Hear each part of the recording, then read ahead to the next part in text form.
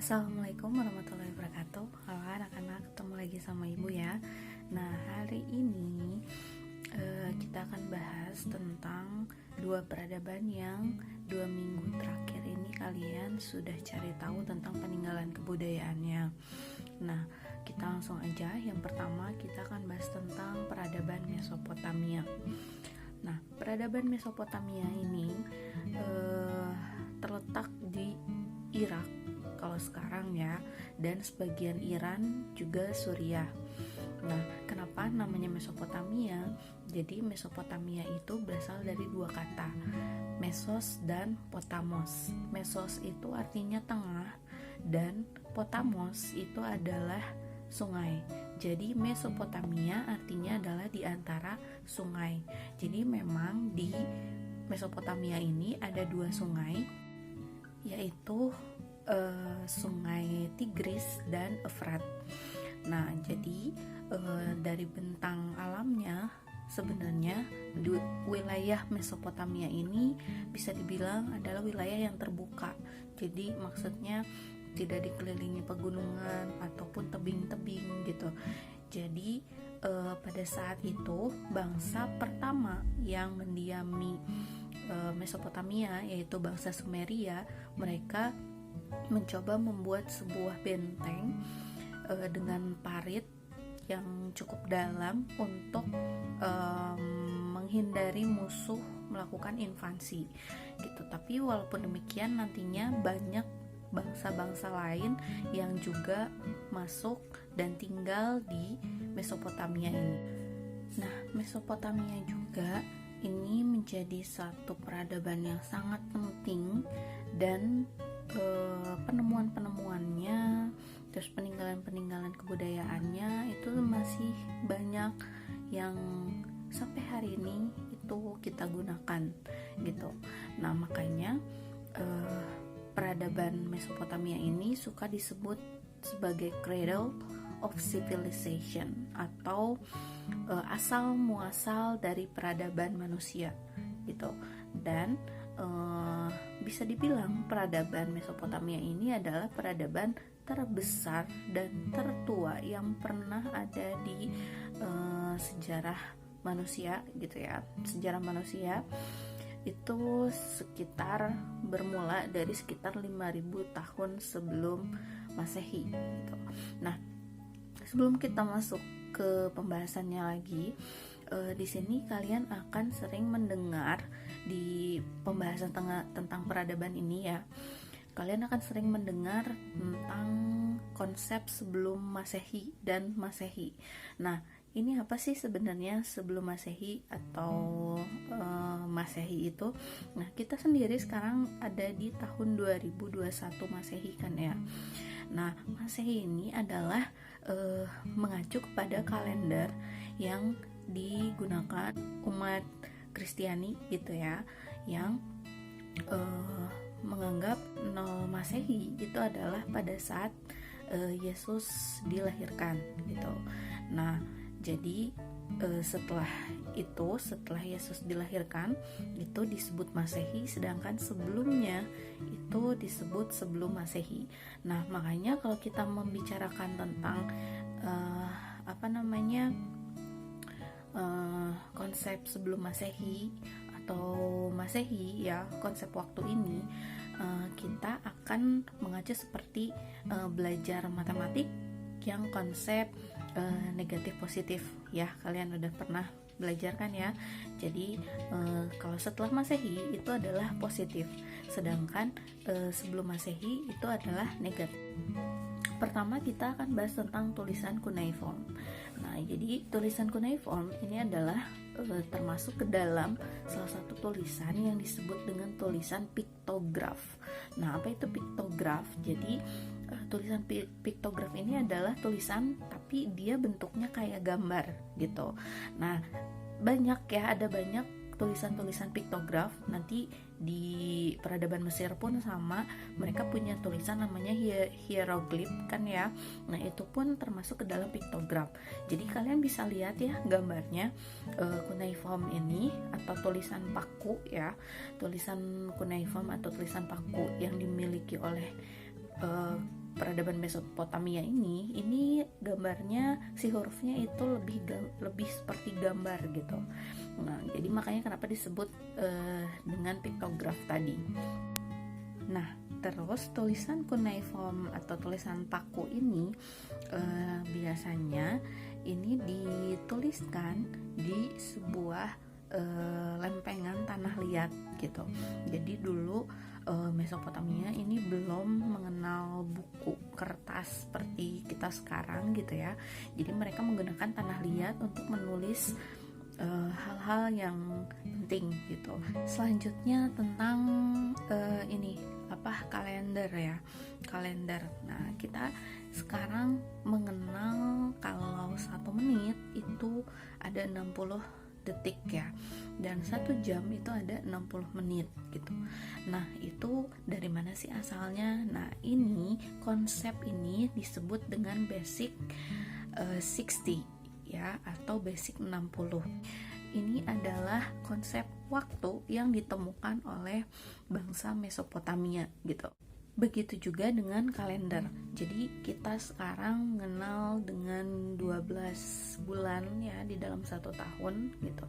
Terus kemudian sehari kita ada 24 jam kurang lebih gitu ya. Nah, itu juga berasal dari pemikiran orang-orang Mesopotamia. Oke, selanjutnya kita akan bahas tentang hukum Hammurabi ya. Jadi hukum Hammurabi ini sebenarnya suka disebut sebagai hukum tertulis pertama di dunia gitu ya. Kita tahu sekarang kita hidup di dalam satu negara yang memiliki hukum. Ada undang-undang gitu ya, ada pasal-pasal dan lain sebagainya. Nah, ini orang-orang pertama yang melakukan hukum-hukum tertulis ini adalah bangsa Mesopotamia ini, yang pada saat itu raja yang berkuasa namanya Hammurabi, dan raja tersebutlah yang melakukan penulisan gitu. Jadi intinya di dalam hukum Hammurabi ini ada sesuatu yang setimpal gitu. Jadi dalam hukum Hammurabi ini, seseorang yang melakukan kesalahan itu akan mendapatkan hukuman yang setimpal dengan apa yang dilakukannya gitu ya, intinya seperti itu. Lalu kemudian kita juga kemarin bahas tentang epos Gilgamesh. Epos Gilgamesh ini sebenarnya adalah, kalau misalnya bahasa sekarang sih, seperti kisah fiksi gitu ya. Jadi kayak semacam novel. Epos Gilgamesh ini adalah satu cerita fiktif yang sudah ditulis gitu ya di zaman sekitar 5000 sampai 300 sebelum Masehi gitu. Nah, jadi bisa dikatakan sebagai tulisan karya sastra tertua gitu yang pernah ada. Nah, lalu kemarin kita bahas juga ada zigurat. Zigurat ini digunakan untuk kepercayaan gitu ya. Nah, terus kemudian ada juga Taman Gantung Babilonia. Nah, sebenarnya kalau Taman Gantung Babilonia ini bukan seperti taman gantung, jadi maksudnya tamannya menggantung, enggak gitu, tapi lebih seperti taman gitu ya, yang ada di sebuah bangunan gitu. Jadi di situ tanaman bisa tumbuh walaupun tidak langsung di tanah gitu ya, tapi tanah yang dibawa ke setiap lantainya supaya tanaman bisa tumbuh gitu. Dan akhirnya satu bangunan itu menjadi satu bangunan yang begitu sejuk gitu ya, karena banyak pepohonan dan tanamannya seperti itu. Nah, lalu ada juga kemarin kita bahas tentang perpustakaan Assurbanipal.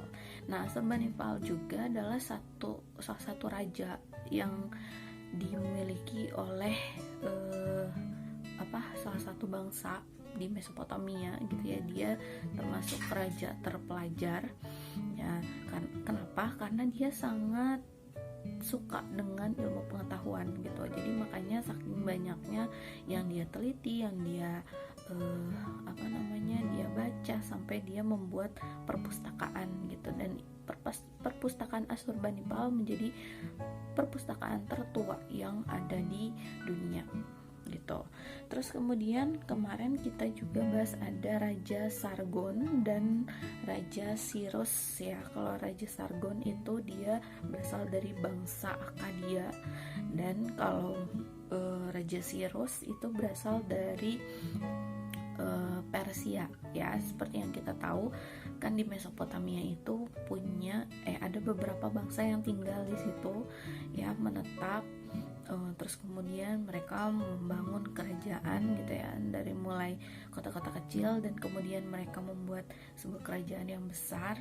Nah di sini juga mereka memiliki raja-raja yang membawa si peradaban mereka itu mencapai puncaknya gitu. Dan sudah ada beberapa nama ya yang sudah kita singgung.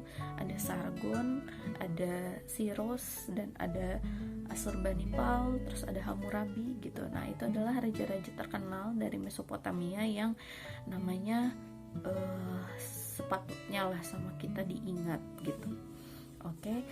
Nah itu tadi kita sudah bahas tentang Mesopotamia, jadi hanya singkat-singkat aja gitu ya. Nah terus kemudian kita akan bahas tentang Mesir ya. Oke, jadi Mesir ya, kalau misalnya kita mendengar kata Mesir, mungkin kalian sudah tidak asing dengan yang namanya piramida, terus kemudian Sphinx ya, terus gurun pasir yang luas gitu. Nah memang itu bentang alam di Mesir memang seperti itu ya, kebanyakan adalah gurun pasir. Nah tapi walaupun demikian, Mesir itu punya satu sungai yang membuat Mesir itu menjadi satu peradaban yang bisa ditinggali oleh manusia gitu. Nah sungai itu adalah sungai Nil. Nah sungai Nil ini sebenarnya dia mengalir tidak hanya di negara Mesir gitu, tapi dia dari pegunungan Kilimanjaro di Afrika Timur, dan kemudian nanti bermuara di Laut Tengah gitu. Jadi ada beberapa negara yang dialiri sungai Nil juga, seperti Uganda, Zaire, terus Ethiopia gitu ya. Tapi di sini yang betul-betul gitu ya terpengaruh sekali gitu ya dengan adanya sungai Nil adalah Mesir gitu. Sampai Herodotus, seorang filsuf dari Yunani, bilang kalau Mesir itu adalah hadiah dari sungai Nil. Kalau misalnya sungai Nil nggak ada, itu mungkin peradaban di Mesir juga tidak akan pernah ada gitu.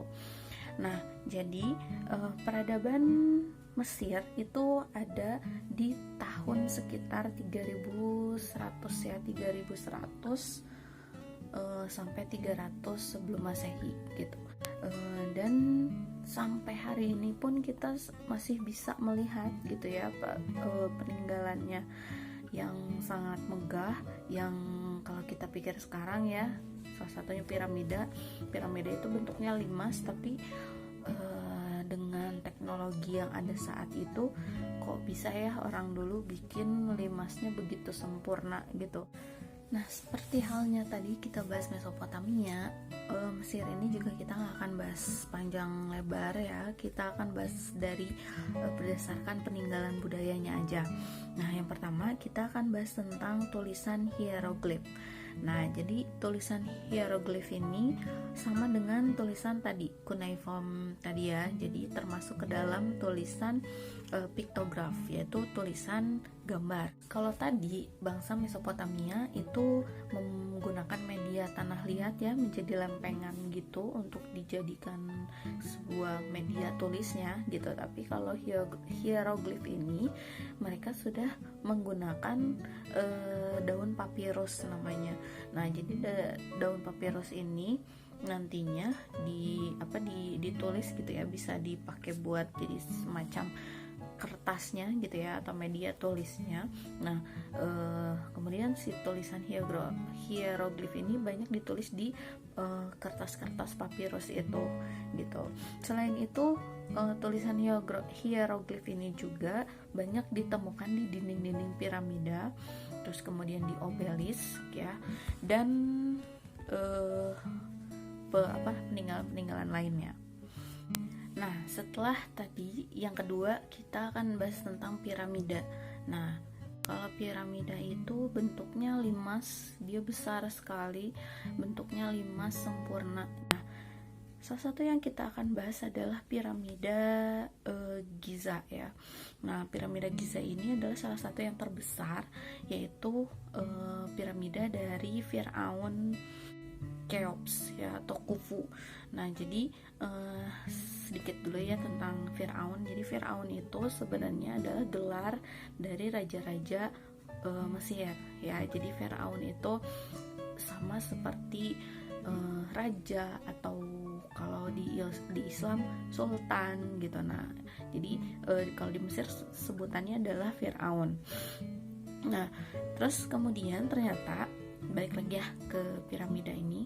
Jadi piramida ini ternyata dibuat dengan menumpukan batu-batu seperti itu, tetapi mereka menggunakan ilmu matematika dan astronomi gitu. Jadi tidak sesederhana itu gitu. Jadi mereka memerlukan bantuan dari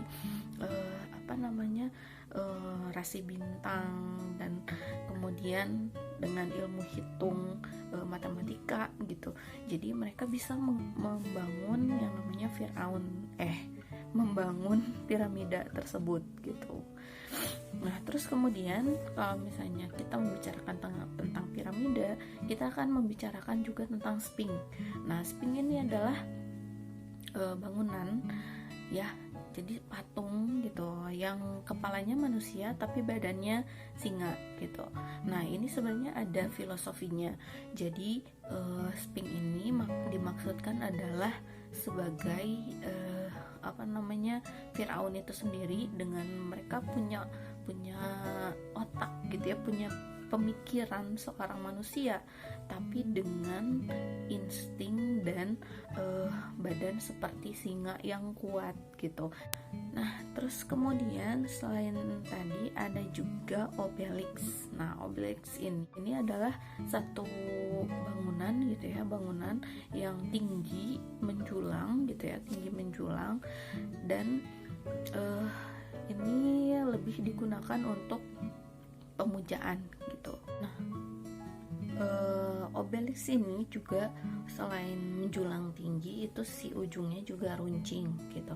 Nah, biasanya di Mesir itu obelisk ini digunakan untuk media dalam pemujaan kepada dewa tertinggi mereka, yaitu dewa Amon dan dewa Ra.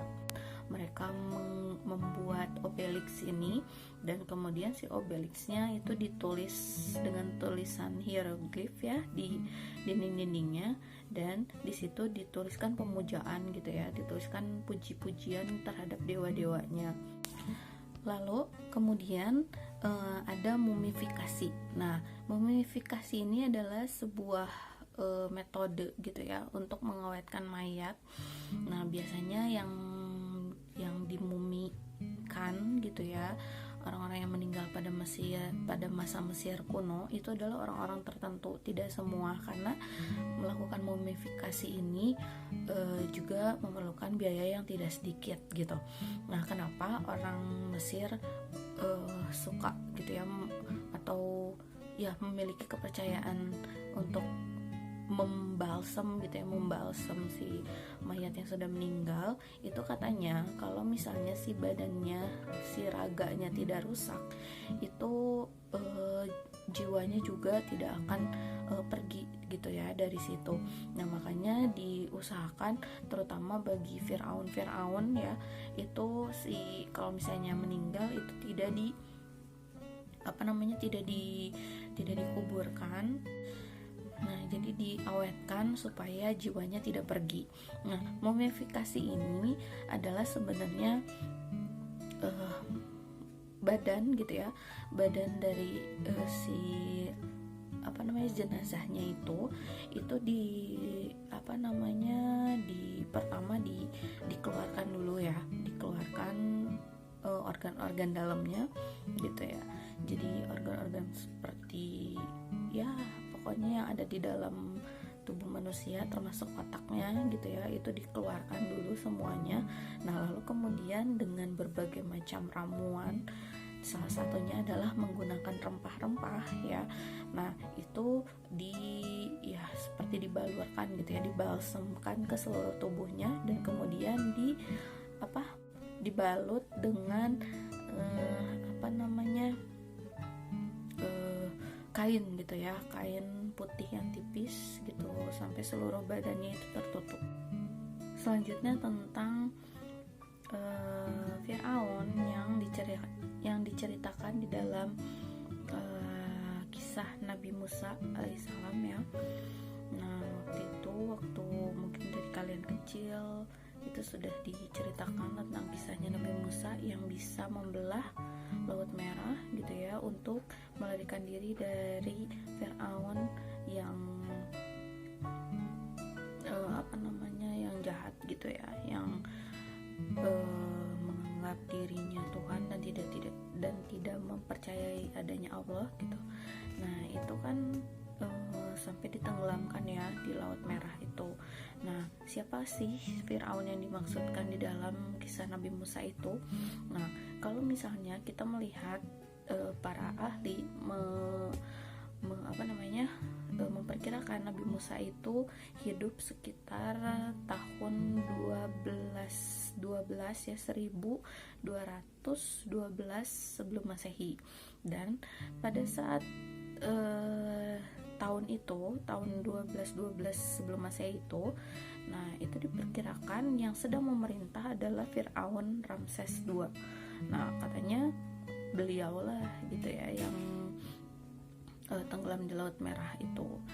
Nah kalian boleh cari tahu lagi ya tentang itu, setidaknya itu yang ibu tahu. Selanjutnya ada perpustakaan Alexandria. Nah perpustakaan Alexandria ini menjadi salah satu juga perpustakaan tertua di dunia ya, selain tadi perpustakaan Assurbanipal. Nah kalau perpustakaan Alexandria ini sebenarnya dibangun pada saat Mesir itu sudah dikuasai oleh Yunani ya. Jadi pada sejarahnya Mesir itu nanti akan dikuasai oleh bangsa Persia. Nah terus kemudian setelah itu juga nanti Mesir juga dikuasai oleh Yunani gitu. Nah pada masa Yunani ini sekitar 200-an sebelum Masehi dibangunlah perpustakaan Alexandria ini. Nah ini menjadi satu perpustakaan yang cukup besar pada saat itu, namun kemudian memang terjadi pembakaran gitu pada perpustakaan ini. Padahal perpustakaan ini memiliki banyak catatan penting ya, ada banyak gulungan papirus yang dibakar pada saat itu, namun kemudian nanti dibangun kembali. Terakhir kita akan bahas tentang dewa-dewi yang dipercaya atau disembah oleh bangsa Mesir kuno. Nah, jadi bangsa Mesir kuno ini menganut politeisme. Nah, politeisme ini adalah mempercayai banyaknya dewa-dewi gitu. Jadi setiap elemen yang ada di bumi ini itu pasti memiliki penunggunya gitu. Nah, ada yang disebut dengan dewa Ra gitu ya, yaitu dewa matahari. Terus ada dewa Amon, yaitu dewa angin. Terus kemudian ada juga Osiris ya, ada Anubis, ada Thoth dan lain sebagainya gitu. Nah jadi para dewa ini dianggap seperti manusia, tapi dia dalam kondisi yang sangat luar biasa gitu. Walaupun dia seperti manusia, tapi dia sangat cantik, terus kemudian sangat tampan, terus memiliki kekuatan yang melebihi dari manusia biasa gitu. Nah makanya di sini uh, sering digambarkan gitu ya, di di gambar-gambar yang kalian suka lihat di internet mungkin ya. Nah jadi si dewa-dewi ini mereka juga tidak selalu baik, tapi mereka juga bisa marah gitu ya. Nah maka dari itu harus disajikan sesajen, misalnya terjadi angin puting beliung atau misalnya bencana-bencana alam seperti itu dianggapnya salah satu dari dewa-dewi tersebut ada yang sedang marah kepada mereka gitu, karena satu alasan yang mungkin berasal dari kesalahan dari manusia itu sendiri. Nah seperti itu ya.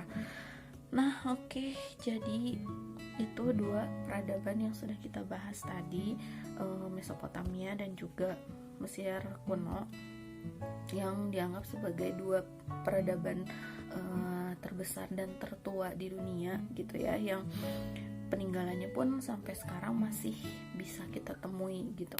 Oke, jadi mungkin itu aja yang bisa Ibu jelaskan untuk minggu ini. Nah semoga bisa dipahami. Kalau misalnya masih belum paham silahkan boleh ditanyakan, atau kalian cari lagi informasi lebih lanjutnya, karena yang Ibu jelaskan memang masih hanya intinya aja gitu. Oke, sampai ketemu minggu depan, kita akan bahas peradaban yang lain lagi. Jangan lupa belajar lagi yang giat ya. Sampai ketemu. Akhir kata, wassalamualaikum warahmatullahi wabarakatuh.